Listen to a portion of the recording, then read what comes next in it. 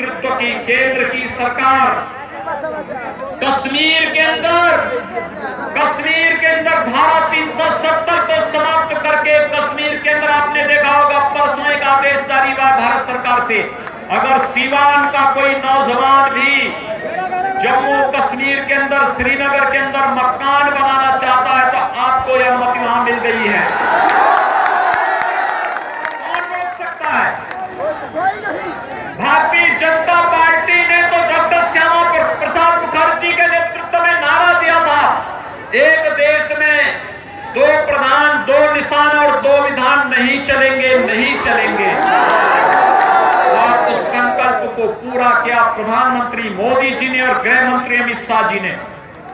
आज कश्मीर में धारा 370 समाप्त करके आतंकवाद की ताबूत पे अंतिम कील ठोकने का कार्य जहां गृह मंत्री अमित शाह जी ने किया है, वहीं भारत सरकार ने अब भारत के किसी भी नागरिक को जम्मू कश्मीर में पूरी तरह सम्मान के साथ वहां पर बसने की पूरी छूट दे दी है।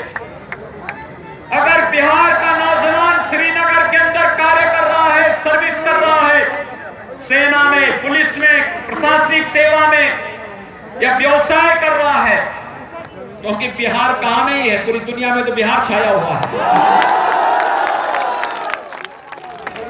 अगर वहां पर भी अगर आप बसना चाहेंगे, इससे पहले अनुमति नहीं थी। 1952 में 370 को लागू करके कांग्रेस ने देशवासियों के लिए जम्मू कश्मीर में जाने के रास्ते बंद कर दिए थे, लेकिन प्रधानमंत्री मोदी जी ने रास्ते खोले हैं। एक भारत श्रेष्ठ भारत की परिकल्पना प्रधानमंत्री मोदी जी की।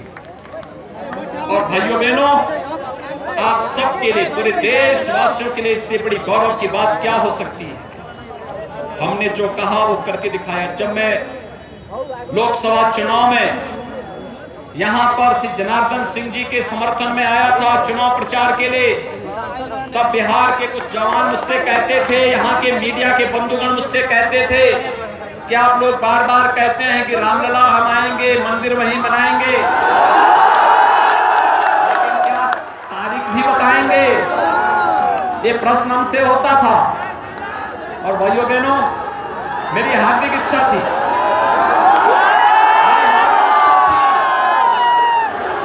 अयोध्या में भगवान राम के भव्य मंदिर के शिलान्यास में बिहार के हर गांव का प्रतिनिधित्व हो, यह मेरी हार्दिक इच्छा थी। लेकिन एक कोरोना संक्रमण के नाते, कोरोना महामारी के नाते, भाइयों बहनों, हमने शुभ मुहूर्त में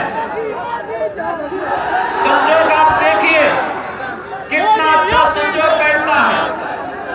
5 अगस्त 2019 कश्मीर से धारा 370 सदैव के लिए समाप्त हो जाती है और 5 अगस्त 2020 500 वर्षों का हिंदू समाज के जो भावनाएं थी, जो टीस थी, उस टीस को दूर करते हुए प्रधानमंत्री मोदी जी के द्वारा अयोध्या में भगवान राम के भव्य मंदिर के निर्माण का शिलान्यास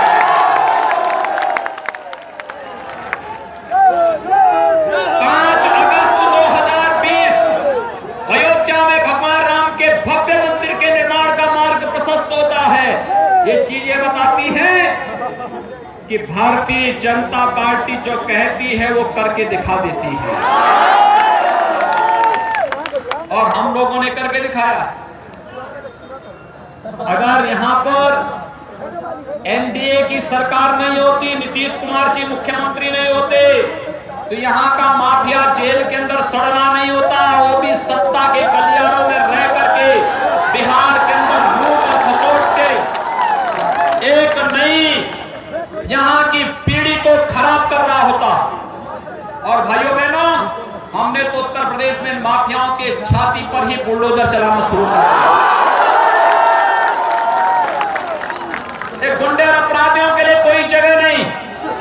इन्होंने गरीबों को लूटा है, व्यापारियों को लूटा है, व्यापक अराजकता फैलाई है, विकास के कार्यों को इन्होंने लूट करके विकास से वंचित किया है।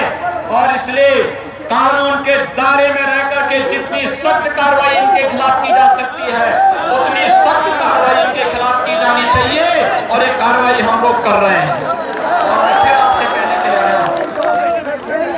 कि भाइयों बहनों, विकास